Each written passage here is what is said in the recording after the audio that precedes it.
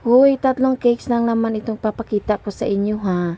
At huwag kayong magsawang panoorin ito. Masawa lang kayo sa kapakinig ng aking boses na hindi naman kagandahan.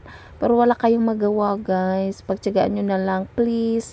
Dahil tayo ay kailangang mag voice over. Dahil hindi tayo pwedeng maglagay ng mga music background para po hindi tayo makapiright. Ayan. And first video natin guys. Ito po yung number 6 na umorder si ma'am sa atin, pero ang sabi niya lang ay as long as Peppa Pig lang yung kanyang team, and tayo na lang bahala dun magde-design. And ayan nga, dapat nga yung design na gagawin ko dyan is yung hindi siya naka full fondant, bali yung full fondant, naka full frosting pala, I mean. Ang ibig kong sabihin, yung may frosting lang siya sa gitna, yung parang feeling lang yung dating niya, and then may lang na naka-pipe lang din na icing, and then maglagay lang tayo ng additional na mga printable toppers. Pero sabi ko nga i-full icing ko na lang itong ating cake kasi nga yung number 6 ko kasi nung pag-bake ko is hindi siya pantay, so nilagyan ko siya ng icing na lang lahat para at least makinis yung ating cake at magpantay. And yung ating second cake naman po, ito po ay 6x3.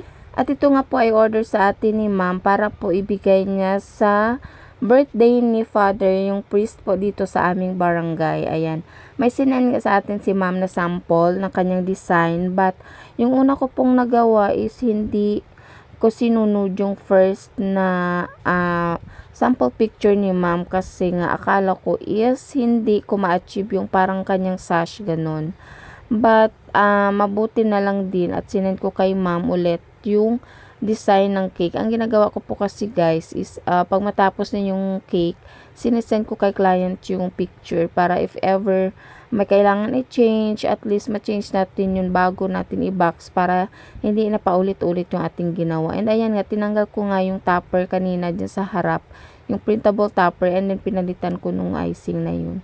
And yung ating third cake naman is ito po yung pinakita ko sa inyo or in-upload ko na picture, at ito po ay parang ano ba yung tawag, pang Valentine's cake po sana ito, kaso parang na late lang ng 1 day kasi ang umorder nga ang aking cousin is nandun po sa Japan, and sabi nga niya any cakes na lang basta kayo pang Valentine's.